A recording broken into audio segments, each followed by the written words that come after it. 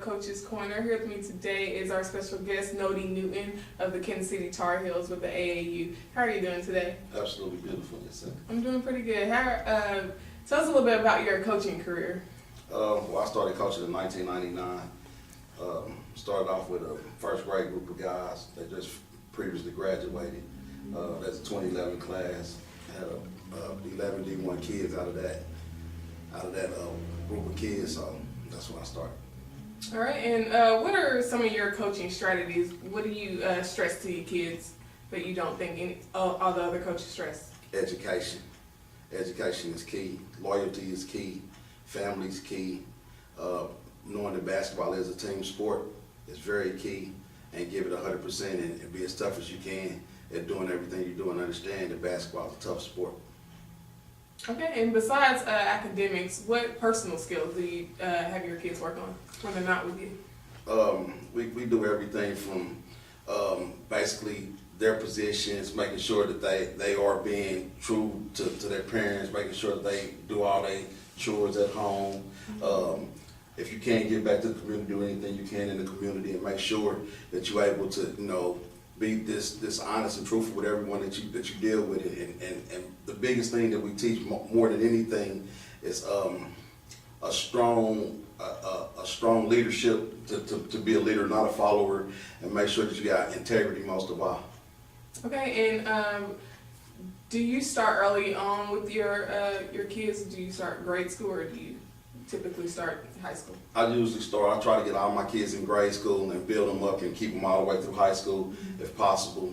I lose kids due to various reasons, but I try to raise my kids and keep a hold on my kids from elementary school all the way till they graduate, or the 11th grade, and then follow them through. If they're fortunate enough to play D1, D2, whatever, if they're fortunate to play past high school, then I try to go as far as I can, because we're not just building a coaching player relationship, we're building a friendship forever. Mm-hmm.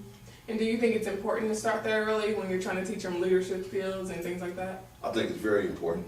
I think it's very important that you have a relationship with not just the kid, but the family, the parents, and make sure that they understand what you're trying to do. Make sure that you give them a good foundation that extends from the household and so forth. Okay. And we were talking with your wife earlier off camera, and she said you're not just a coach, but you're really passionate about it, and you're a friend. What do you think she means by that? Well, my kids, I believe in my kids and my kids. I don't believe they're just players. I treat all my kids as if they were my son. Mm-hmm. So any player that I have, they'll tell you the same thing. They are like my kid. I take them in. I had an open policy where it's never too late or too early to give me a phone call. My door is always open if you need someplace to spend the night.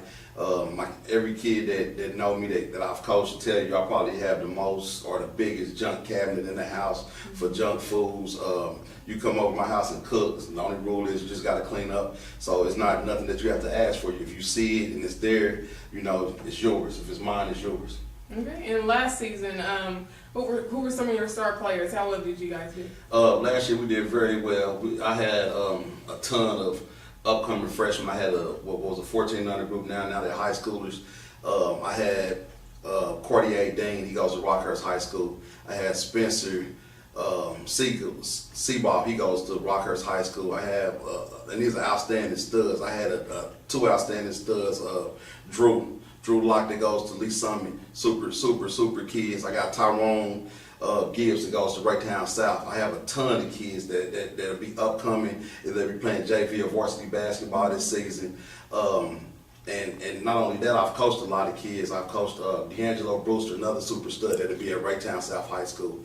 I coached Kevin Purrier, a super kid that'll be at Blue Springs South High School.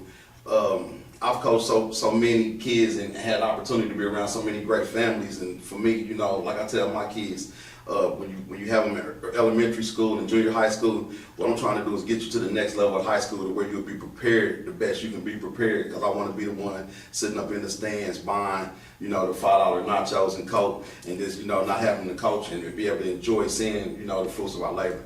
Mm-hmm. And what do you do to get your kids ready for the game? Are you one of the coaches that hop around the court and go crazy? That's practice.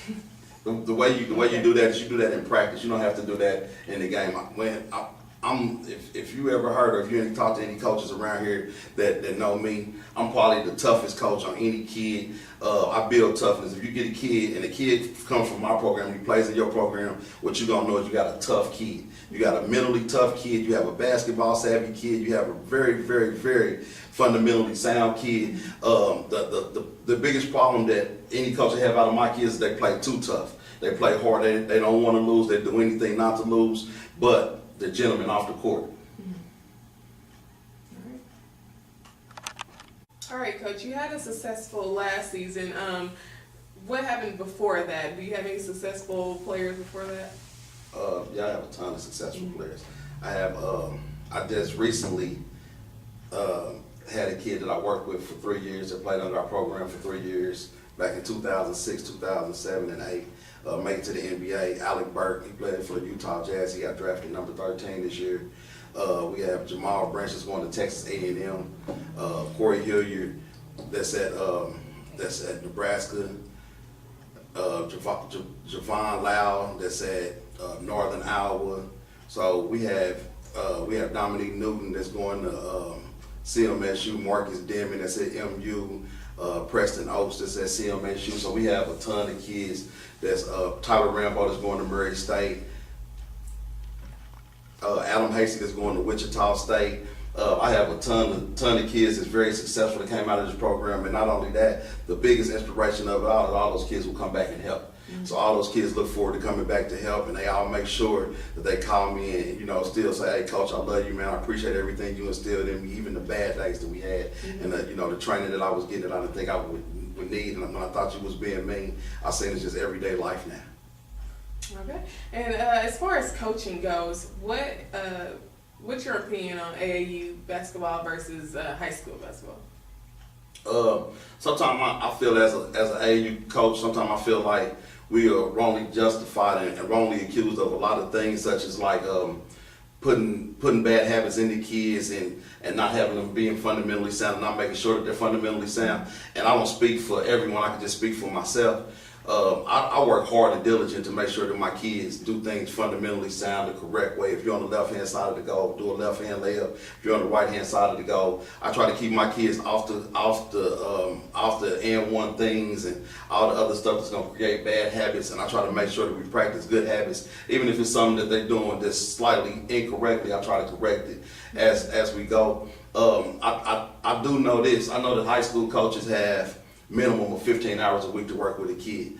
And AAU coaches only have, I say, 2 hours a night from 6 to 8, whatever it is, 2 times a week. So I feel like some of the bad habits that we are trying to do away with, or some of the bad habits that have been created during the course of the time that people working with them for a longer amount of time. And one thing that I also feel is that the most competitive basketball that you don't see is AAU basketball. Anyone who's playing basketball after April wants to play basketball. So the level of competition is way different than high school basketball. It's way more competitive. You start getting into different avenues of where they get media attention, and they get in the high profile players are made in AAU season. So I think the high school coaches benefit a lot from AAU coaches, but I feel like sometimes that we are wrongly accused of giving them bad habits. All right. And you mentioned that they get a lot of media coverage, and along with competitiveness, how important do you think media is to kids?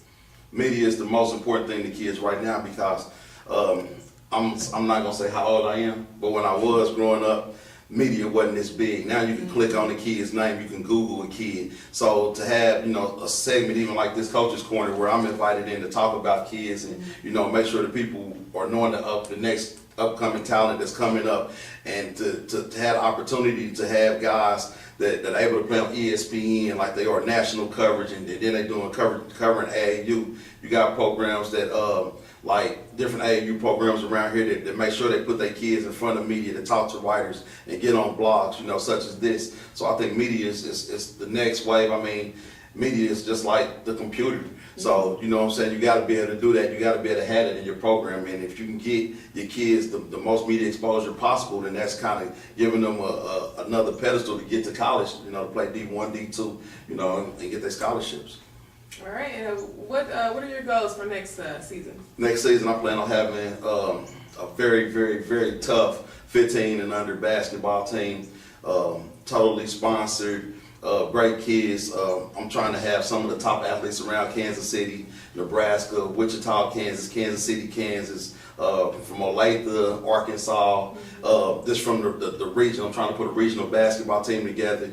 If anybody wants to, if you're 15 and under, you're a freshman in high school, and you want to take if you want to take a rip at trying out for the team, we'll be having information. I'll be putting it on Coach's Corner. I have other information that I'll be sending out. We also doing a tournament next week for smaller guys, because that's my passion. Smaller kids, I love them. You know, that's stress-free basketball. People don't understand that stress-free basketball. The younger kid is, the fun is there. So the older these kids get, the more the stress becomes, the more financial comes, the more people come to try to, get a kid. So we'll be doing some big things coming up this season with kids from 6 years old all the way up to 17-year-old. All right, Coach, speaking of finances, how does the typical AAU team work when it comes to the financial end? You have different ways that it does work. You have sponsorships. You have teams that work on sponsorships and various donations. You have super teams that run under like shoe contracts. And then you have teams like mine that run through the community. I'm a community-based team that run on both. I run on donations from parents. Some people even pay fees. But when you're doing an elite team, there's really limited fees involved. So you go out and you try to get as many sponsorships and donations as possible. All right, Coach, is there anything else you wanted to say? I just want to say I appreciate you guys having us in. We will have, like I said, upcoming events where we want to invite people out if the kids want to join. We'll be putting it on this blog, doing it with Cascade Sports, and also you can go to kctruth.com and check us out where you'll see upcoming events we'll have. We'll be doing another huge event March the 17th, where we'll try to have 200 teams in, out of state, in state, and it'll be from for all levels, competitive as well as recreational levels. We'll be doing some very good things around the community as far as helping out in the community, doing things for Thanksgiving and the holidays, giveaways, food giveaways. We make sure we take care of the public. And then the big thing we'll be doing is we'll be starting off something with the K1, the bitty ball kids. So I'll be inviting you guys down where you can check that out. It'll be also at the beginning of the tournament next Friday night. At the Boys and Girls Club on 43rd in Cleveland. If anybody want to come and check it out, I would love to see everybody come out. All right, it's a pleasure talking with you today. We appreciate you sharing your views on the AAU versus high school basketball. This concludes this segment of Coach's Corner. Remember, the victory we call success goes to the best prepared.